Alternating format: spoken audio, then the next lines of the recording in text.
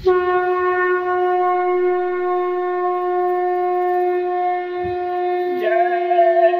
गुरुदेव, जय गुरुदेव। मन को मोड़ सत्संग में आओ, लोक परलोक दोनों फल पाओ। गाय को राष्ट्रीय पशु बनाओ, धरती पर सतयुग ले आओ।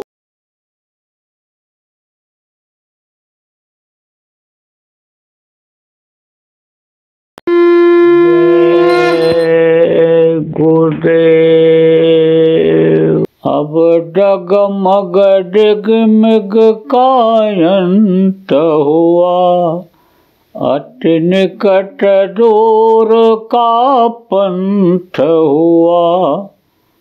आँखें खोला देखा कगार, सरकार तुम्हारे हाथों में, गुरुदेव तुम्हारे हाथों में, भगवान तुम्हारे हाथों में।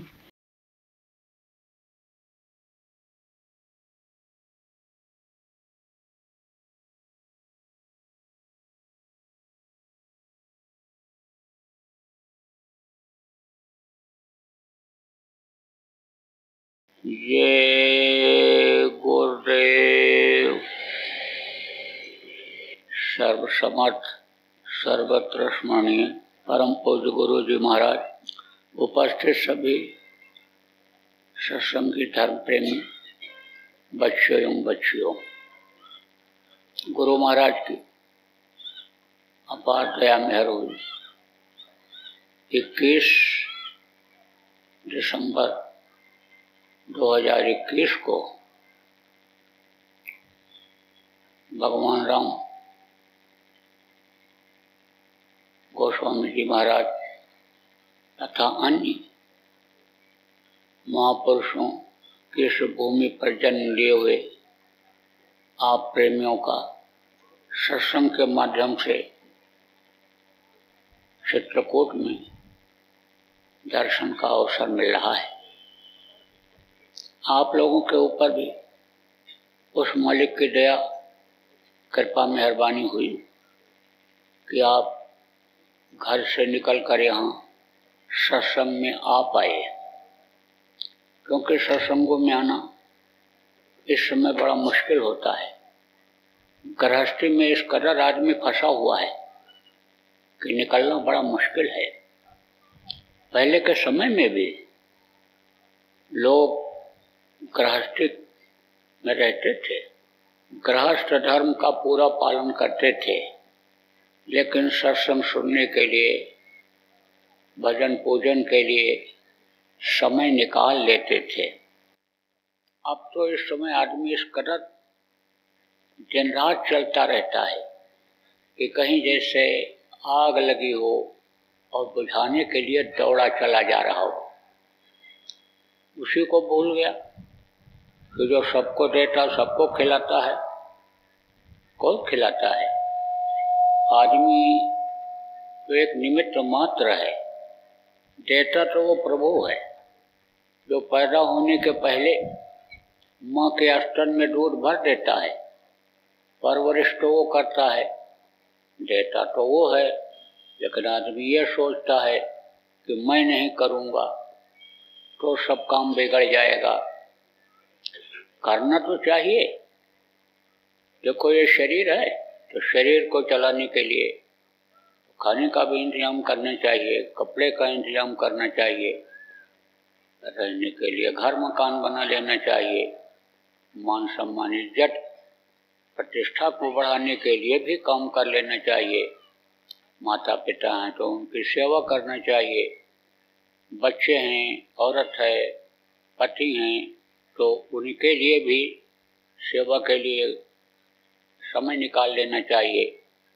कोई भूखा भूखा आ जाए, रोटी खिला देना, पानी पिला देना, ये सब तो गृहस्थ का धर्म है। लेकिन उसी में फंसे रहो और प्रभु को भूल जाओ तो ये तो समय निकल जाएगा। ये दिन रात जो आते हैं ये क्या है? ये चूहे हैं। दिन है, यह सफेद चूहा है। यह दिन में जो भी आपकी आयु है ये काट देंगे, और शाम जब आएगा, अंधेरा होगा, तो रात वाला चूहा उम्र को ही कुतरेगा, उम्र को ही खत्म करेगा। क्योंकि सबको गिन करके सांसों की पूंजी मिलती है खर्च करने के लिए। अब यह है कि जो जैसा खर्चा करता है उसकी उसी हिसाब से उम्र होती है। देखो, कोई 90 साल 100 साल तक जिंदा रहता है, और कोई 40-50 साल में चला जाता है। अब तो इस समय पर 18-20 साल में भी नौजवान खत्म होने लग गए। किसी का कोई भरोसा है जिंदगी का? आदमी ने एक तरह से अपने पैर में ही कुल्हाड़ी मार लिया। क्यों मार लिया? तौर तरीका नहीं मालूम है रहने का, प्रकृति से, भगवान से बरकत लेने का, समय पर जाड़ा गर्मी बरसात कराने का तरीका ही नहीं मालूम है लोगों को, क्योंकि सत्संग नहीं मिलता है। अब आप समझो प्रेमियों कि रहो इस गृहस्थ आश्रम में, सब कुछ इंतजाम कर लो अपना, लेकिन इसमें फंसो नहीं। फंसोगे कब नहीं? कि जब अपने मौत को याद रखोगे। मौत ही को तो भूल गया आदमी, प्रभु को भूल गया, मौत को भूल गया, तो अपने ही बनाए जाल में जैसे मकड़ी फंस करके खत्म हो जाती है, जाला बनाती है, रहने के लिए रहती भी है उसमें, लेकिन उस जाले से बाहर नहीं आ पाती है। ऐसे ही गृहस्थ जीवन में ही रहते हुए भी मनुष्य शरीर, जो देव दुर्लभ शरीर कहा गया, इसको पाते हुए भी और आप अपना काम नहीं बना पाओगे, दूसरों के ही काम में लगे रह जाओगे। दूसरों का काम और अपना काम क्या है? घर मकान बनाते हो, कहते हो ये मेरा घर है, ये मेरा मकान है। जब आपका मकान है तो आपने उसमें दरवाजा क्यों लगा दिया? अरे उसी दरवाजे से तो एक दिन आपको लोग बाहर निकाल देंगे, और फिर अंदर आप उस दरवाजे के जा नहीं सकते हो, और न कोई अंदर ले जाएगा। मरने के बाद जब बाहर निकालते हैं तब फिर कोई अंदर ले जाता है? नहीं, कहते ले जाओ, जल्दी करो, जलाओ, नहीं तो मिट्टी खराब हो जाएगी। इस हीरा जैसी काया को मिट्टी कहने लगते हैं। अब आप ये सोचो कि जिनको आप याद हो, भगवान राम कहते हो, वो भी मनुष्य शरीर में थे, उनको भी शरीर छोड़ना पड़ा था। जिनको भगवान कहते हो, भगवान कृष्ण को भी शरीर छोड़ना पड़ा, भगवान बुद्ध को, भगवान परशुराम को, जितने भी आए, चाहे महात्मा हो चाहे संत हो, सबको शरीर छोड़ना ही पड़ता है। जो मनुष्य शरीर में आते हैं उनको शरीर छोड़ना पड़ता है। इस धरती का ये नियम है, विधान है। धरती पर जो पैर रखेगा उसको ये धरती एक दिन खाली कर देना पड़ेगा। आप समझो प्रेमियों कि इस धरती का नियम क्या है कि जो पेड़ फलता है वो झड़ता है, और जो आग जलती है वो बुझती है, और जो पैदा होता है वो मरता है। ये निश्चित है। तो मौत को हमेशा याद रखना चाहिए। आप घर मकान बनाते हो, जमीन जायदाद इकट्ठा करते हो, रुपया पैसा इकट्ठा करते हो, लेकिन सोचो जब मौत हो जाएगी तभी आपके काम कोई चीज आएगी? कुछ नहीं आएगी। तो वहाँ के लिए जहाँ इस शरीर को छोड़ के जाना है, वहाँ के बारे में तो आप कुछ सोचते नहीं हो। ये जो शरीर को चलाती है जीवात्मा, परमात्मा की अंश है, यह एक दिन इस शरीर का साथ छोड़ देगी। अब माँ के पेट में जब थे तब जानकारी थी कि हमको पिछले जन्मों में बहुत तकलीफ झेलनी पड़ी, बड़ा कष्ट मिला, नरकों में रहे, कीड़ा मकोड़ा, सांप गोजर, बिच्छू के शरीर में बंद किए गए, जान बचाते फिरे। वो सब दृश्य दिखाई भी पड़ता है कोशिश करने पर। तब उस समय जब माँ के पेट की आग तपा रही थी, तब प्रभु से प्रार्थना करते थे। प्रभु का दर्शन होता था, उनकी झलक दिखाई पड़ती थी, उनकी रोशनी, तेज प्रकाश दिखाई पड़ता था। अब आप जो बुद्धिजीवी हो, पढ़े लिखे हो, विश्वास कैसे करोगे? आप देख लेना, छोटा बच्चा हो, कोई 2-4 दिन का, 6 दिन का, 1 महीने का भी हो, तो उसके सामने आप 1000 वाट का हाइड्रोजन या बल्ब जला दो, बच्चा देखता रहेगा। आप 100 वाट के बल्ब को बाहरी आंखों से देख नहीं सकते हो, चकाचौंध हो जाती हैं आंखें, कहते हो अंधेरा हो गया, लेकिन वो बच्चा देखता रहता है। तो प्रभु से प्रार्थना करता है कि निकालो निकालो, जल्दी तैयार करो। लेकिन 9 महीना तो तकलीफ माँ के पेट में झेलनी ही पड़ती है। 9 महीना से पहले कोई भी बच्चा बाहर नहीं निकल सकता है। अब आप ये समझो, उस समय पर तो प्रार्थना किया, लेकिन जब बाहर निकले तो यह काल और माया का देश बताया गया। काल और माया किसको कहते हैं? काल का ही यह सारा कुछ बनाया हुआ है। जब वो चाहते हैं तब वो सब समेट लेते हैं, कुछ नहीं बचता है।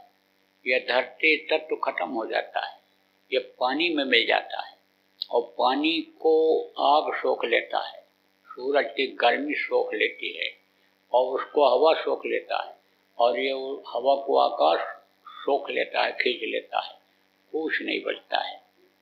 तो यहाँ कुछ बचेगा? 5 तत्व से ही शरीर की रचना माँ के पेट में होती है, तो मनुष्य के तो बचने का कोई सवाल ही नहीं उठता है। और जितने भी ये पेड़ पौधे हैं, जड़ और चेतन जिनको कहते हैं, ये सब खत्म हो जाते हैं, कुछ नहीं बचते हैं। 4 खान 84 लाख योनियां जो हैं, सब खत्म हो जाती हैं।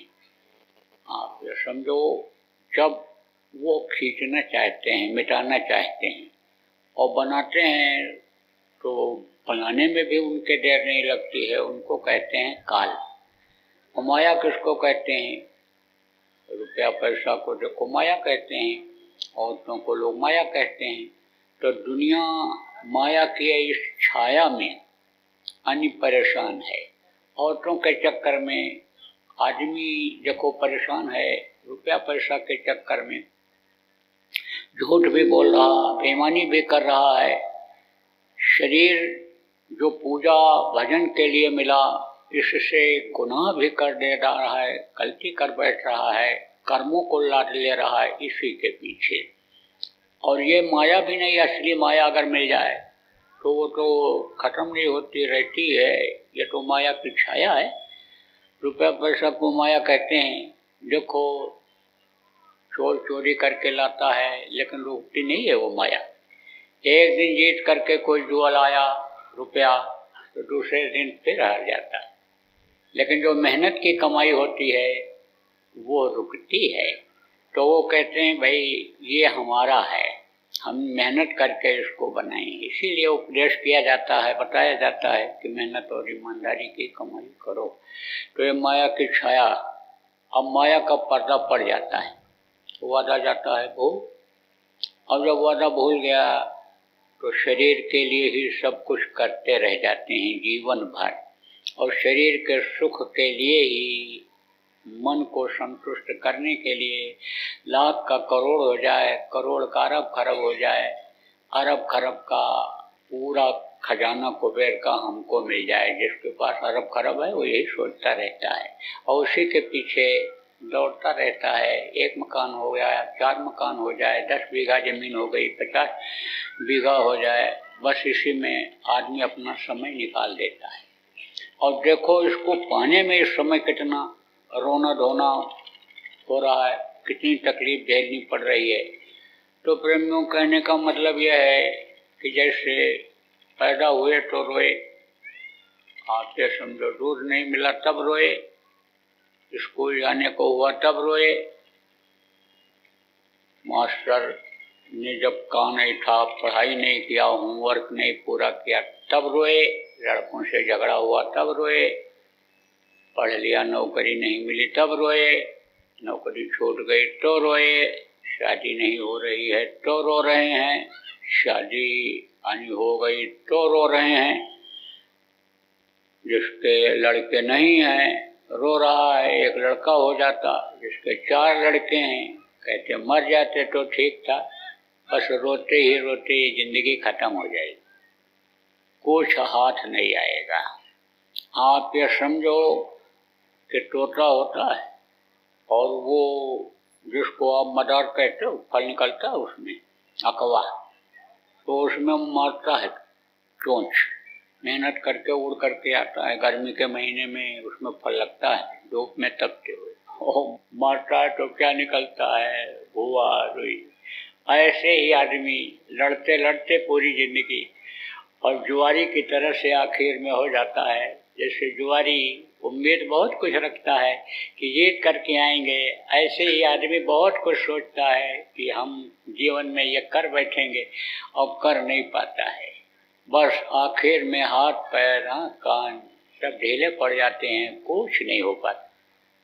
सच बात तो ये पूछो, जो भी बुढ़े आप इसमें बैठे हो, अब इस वक्त पर आप 4 घंटा बैठ नहीं सकते हो, आप मेहनत नहीं कर सकते हो, भजन पूजन उस तरह से जैसे जवानी में किया जाता है नहीं कर सकते हो, क्योंकि बुढ़ापा तो मैं भी झेल रहा हूँ, मुझको भी ये ठंडी हवा और ये पानी और ये मौसम और ये मेहनत परेशान कर देती है। क्योंकि इस समय देखो जिंदगी का किसी के कोई भरोसा नहीं है, कोई गारंटी नहीं है कि सुबह आदमी घर से निकले और 2 घंटे के बाद ठीक ठाक वापस आ जाए। अकाल मृत्यु जग माही व्यापे, प्रजा बहुत मरे। आप ये समझो कि यह कलयुग का चरण चल रहा है, तो ऐसे समय में आपका समय निकल जाएगा और आखिर में जब समय पूरा हो जाएगा तो ये जीवात्मा फंस जाएगी। जीवात्मा क्या है, अभी आपको बताया, परमात्मा की अंश है। 5 महीना 10 दिन का बच्चा जब माँ के पेट में हो जाता है तब ये डाल दी जाती है और तब से बराबर रहती है जब तक ये शरीर चलता फिरता रहता है। जीवात्मा ही शरीर को चलाती है, इन्हीं दोनों आँखों के बीच में बैठी हुई है। आप समझो प्रेमियों, पूरे शरीर को यहाँ से चलाती है। क्योंकि ये यहाँ बैठी है इसलिए यह देव दुर्लभ शरीर बताया गया। देवताओं के अंदर वो रास्ता नहीं है, आप समझो जो आपके अंदर है कि आप स्वर्ग और वैकुंठ के ऊपर भी लोक हैं उनमें जा सकते हो। इसीलिए नर समान नहीं कोनो देही, जीव चराचर जा चचेही, चारों रचर के जीव सब अन्य समझो इस मनुष्य शरीर को मांगते रहते हैं। जीवात्मा उनके अंदर भी रहती है, पशु पक्षियों के अंदर भी रहती है। देखो खाते वो भी हैं, बच्चा वो भी पैदा करते हैं, खाते आप भी हो, बच्चा आप भी पैदा करते हो, टट्टी पेशाब वो भी करते हैं, टट्टी पेशाब आप भी करते हो, लेकिन उनके शरीर की बनावट अलग है। देखो सब में 5 तत्व नहीं है, जड़ जो हैं पेड़ पौधे उनमें एक तत्व है, उखमज होते हैं, उखमज जो मनुष्य के पसीने से पैदा होते हैं। जल के जीव हैं और आप देखो अंडज हैं जो अंडज पैदा होते हैं, इनमें अलग अलग तत्व होते हैं। तो ये देखो 4 तत्व वाले गाय और बैल होते हैं। गाय और बैल के बाद फिर ये मनुष्य शरीर मिलता है, लेकिन वो सीधे खड़े नहीं हो सकते, आसमान को नहीं देख सकते हैं, ऐसे पीछे नहीं देख सकते हैं, ऐसे घूम के पीछे ऐसे जितना गर्दन आपकी घूम जाए इतना उनका नहीं घूमता है। उनकी जो जीवात्मा है यहाँ रहती है, हृदय में रहती है, यहाँ से इस शरीर को चलाती है ऊपर, और आपकी जो जीवात्मा है यहाँ बैठी है, यहाँ से पूरे शरीर को चलाती है।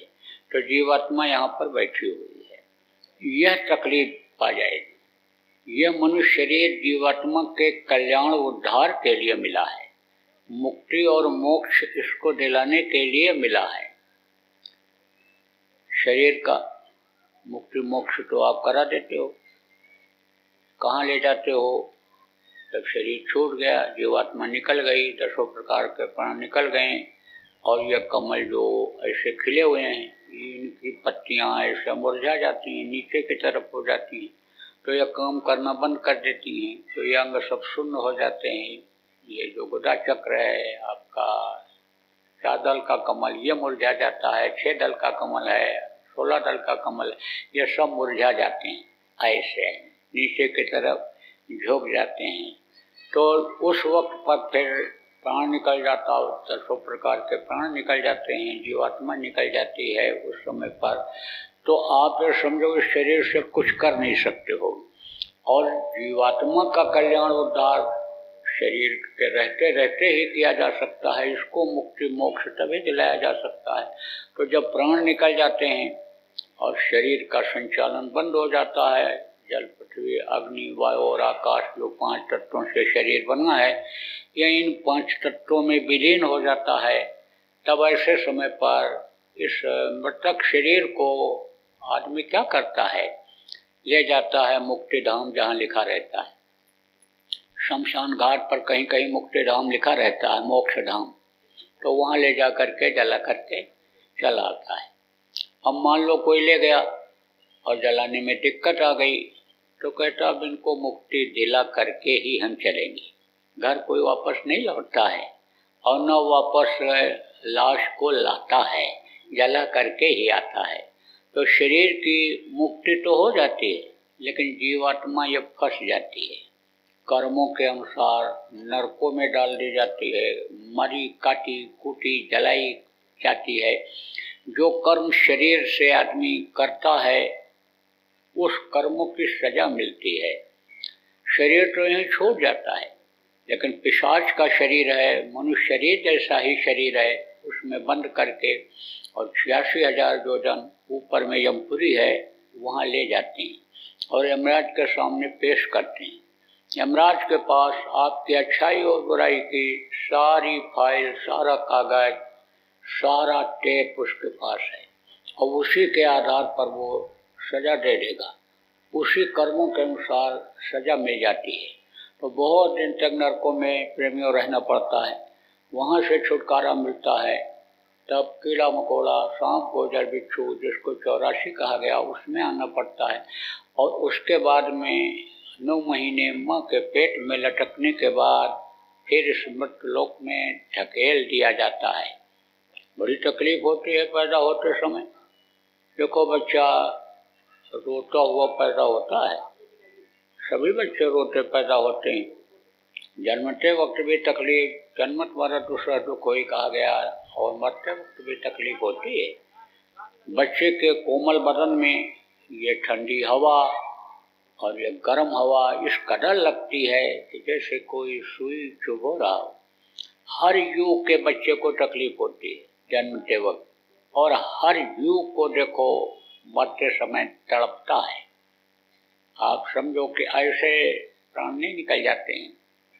कोई किसी जानवर को दे देता, बस मार देता है, तो वो भी तड़प करके ही मरता है। इसीलिए तो कहा जाता है कि रक्षा करो, सबके अंदर यही जीवात्मा है, सजा भोगने के लिए उसमें डाल दी जाती है। तो जीवों पर दया करो, कृपा करो, नहीं तो उसी की अंश सबके अंदर है, वो नाराज होकर के सजा दे देगा। कहा गया मत सता गरीब को, वो रो देगा, जब सुनेगा उसका मालिक तो जड़ से खो देगा।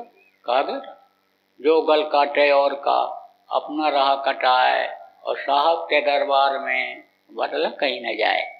है ना, राम झरोखे बैठकर सबका मुजरा ले, जाके जैसी चाकरी वह को वैसा दे।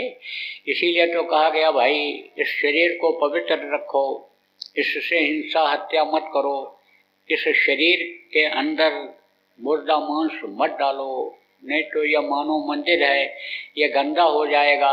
जब यह गंदा हो जाएगा, कितना भी पूजा उपासना करोगे तो कबूल नहीं होगा, स्वीकार नहीं होगा। मिट्टी और पत्थर का मंदिर देखो बना हुआ है आपके, अब उसमें अगर ले जाए कोई मुर्दा मांस डाल दे, गंदी चीज डाल दे तो पूजा पाठ कोई करेगा? कोई नहीं करेगा। क्यों नहीं करेगा? कि जगह गंदी हो गई। और यहाँ से अगर हम भगवान को याद करेंगे, पूजा पाठ करेंगे, तो वो स्वीकार नहीं करेंगे, कबूल नहीं करेंगे। मस्जिद में कोई डाल दे, गिरजाघर में, गुरुद्वारा में डाल दे, तो वहाँ कोई पाठ नहीं करेगा, प्रे नहीं करते हैं, नमाज नहीं अदा करते हैं, कहते हैं ये जगह गंदी हो गई, तो इसको तो साफ सुथरा रखना चाहिए। अरे भाई, जो भी आप पूजा पाठ करते हो, आप अक्षत चढ़ाते हो, आप धूप अगरबत्ती जलाते हो, हाथ से जलाते हो, देवता को खुश करने के लिए आप मंत्र पढ़ते हो, तो मुँह से ही तो मंत्र पढ़ते हो। तो इसी मुँह से जब मांस खाए और जो शरीर के अंदर गया, उससे खून बना, उसी से हाथ पैर आँख कान सब चलते हैं, तो इससे कैसे पूजा पाठ कबूल होगा? इसीलिए देखो, इतना यज्ञ होते हुए, इतना जप तप होते हुए, इतना पूजा पाठ होते हुए, इतना स्नान करते हुए भी आदमी दुखी है। अरे भाई, भगवान कौन है?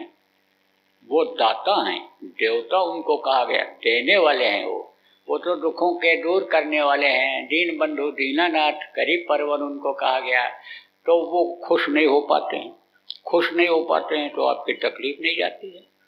देखो प्रेमियों, इसमें मैं देख रहा हूं कि बहुत से लोग दुखी हैं, बीमारी घर से निकल नहीं रही, कोई ना कोई बीमार ही रहता है, लड़ाई झगड़ा भी होता रहता है, रुपया पैसा कमाते हैं, बरकत नहीं होती है। कई लोग हैं, आप जो बुद्धिजीवी हो, तर्क वितर्क करने वाले विद्वान हो, आप अगर चैलेंज करो तो मैं बता सकता हूँ, एक दो को नहीं, 10 20 50 को बता सकता हूँ कि इनके घर में बराबर बीमारी बनी ही रहती है। रोज झगड़ा होता है, रोज। बूढ़े भले न लड़ें, जवान भले न लड़ें, लड़के ही एक दूसरे का बाल गाल नोचते रहते हैं, ची पू लगा रहता है। देखो, घर छोड़कर आदमी भाग रहा है, औरतें जल के मर रही हैं। यही गृहस्थ आश्रम जो पहले स्वर्ग जैसा था, अब नर्क जैसा हो रहा है। आपको समझने की जरूरत है कि देखो, सती सावित्री ने पति के प्राण को वापस ले लिया था, सती अनसुईया ने ब्रह्मा विष्णु महेश को छोटा छोटा बच्चा बना दिया था। ऐसी शक्ति थी। गृहस्थ आश्रम में ही देवियों ने शक्ति, आप ये समझो, अर्जित कर ली थी। जहाँ भगवान राम का नाम है, सीता माता का नाम वहाँ जुड़ा हुआ है। अब आप समझो, सीता का ही उदाहरण देकर आपको समझाता हूँ। अनसुईया ने जैसे कहा, एक धर्म एक व्रत नेमा, और काय वचन मन पद पद प्रेमा, पति की सेवा करके ही पार हो जाती थी औरतें पहले के समय में। हनुमान जी जब उड़ करके गए अशोक वाटिका में, और सीता जी को विश्वास हो गया कि यह राम का दूत है, तो चाहती तो हनुमान जी के साथ चली आती, और जो पहाड़ उठा के ला सकता है वो सीता जी को हथेली पर से उठा करके ले आता, लेकिन नहीं आई। पति के अलावा और किसी को देखा ही नहीं उन्होंने। आप ये समझो, बहुत कोशिश किया रावण ने, एक बार विलोक में मोरा, कहा एक ही बार मेरी तरफ देख लो, लेकिन बात भी करती थी तो त्रिंधन वोट कहीं बैठे ही, तिनका लगा लेती थी कि आंख से आंख उसके हमारी न मिले। अब ऐसा सत्य था, जब इस तरह से था, दूसरे के धन को लोग शहर की तरह मानते थे और दूसरे की माँ बहन को अपनी माँ और बहन की तरह से समझते थे। तब आप समझो, जब शरीर इस तरह का पवित्र था और शरीर के अन्न मेहनत और ईमानदारी का डालते थे, तब लोगों की नियत दुरुस्त थी, बुद्धि सही रहती थी, गलत काम नहीं करते थे, तो प्रकृति भी खुश रहती थी। प्रकृति के नियम के खिलाफ काम क्यों करते हैं लोग? बुद्धि खराब हो जाती है। आप देखो, जब से मांसाहार बढ़ा, आप देखो, जब से शराब जैसे नशे का सेवन बढ़ा, तब से देखो अपराध बढ़ता चला जा रहा है। प्रकृति के नियम को लोग तोड़ते चले जा रहे हैं, खून के रिश्ते को तार-तार कर दे रहे हैं। माँ बहन बहू बेटी की पहचान आंखों से खत्म हो जा रही है। मार काट ये सब बढ़ता चला जा रहा है। तो आप समझो प्रेमियों, कैसे शांति मिलेगी? कहाँ से शांति आए? कहाँ से वो समय आएगा कि मांगे बारी देह जल रामचंद्र के राज, विरमय पूर्व मयू खनी रब तक जतने काज। कहाँ से वो समय आएगा कि लता बेटम मांगे बन तो वहीं, मन भाव तो ध्यान पे दें। आप लोग पढ़ते हो, रामचरितमानस पढ़ते हो, लेकिन उस पर अमल नहीं करते हो। सही बात तो ये है, उसको पढ़ो, उसके अर्थ को समझो, और जैसा उसमें लिखा है, जिस तरह से राम ने काम किया, उस तरह का जब करोगे तब तो उसका फल मिलेगा। देखो, भाई भाई के खून का प्यासा हो रहा है, और रामायण में ही पढ़ते हो कि भाई भाई के प्रेम में जंगल चला गया था। अब भाई भाई की जमीन एक हाथ हड़पने के लिए मुकदमा लड़ रहे, गाय बैल बेच दे रहे हैं। आप देखो, राम ने राजगद्दी पर ठोकर मार दिया और जंगल चले गए, पिता के आदेश का पालन किया। और अब ये जो फटा पैंट पहनने वाले लड़के हैं, ये तो पिता को घर से बाहर ही निकाल दे रहे हैं। तो कहाँ से राम राज्य आएगा? और राम के राज्य का सुख कैसे मिलेगा आपको? इसलिए इसको पढ़ो और वैसा आचरण करो। अर्थ न समझ पाओ तो संतों के पास चले जाओ, उतनी योग्यता वाले के पास चले जाओ कि जितनी योग्यता गोस्वामी जी महाराज में थी, उन्होंने लिखा था, वो आपको अर्थ समझा देंगे।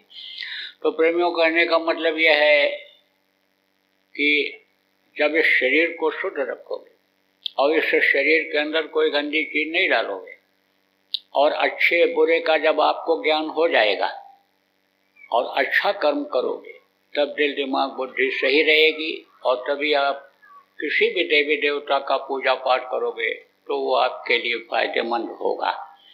वरना आपका समय बेकार चला जाएगा।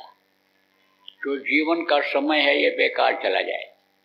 फायदा तो कुछ न कुछ मिलता है आदमी, कोई कहीं न कहीं से हर कोई जुड़ा हुआ रहता है।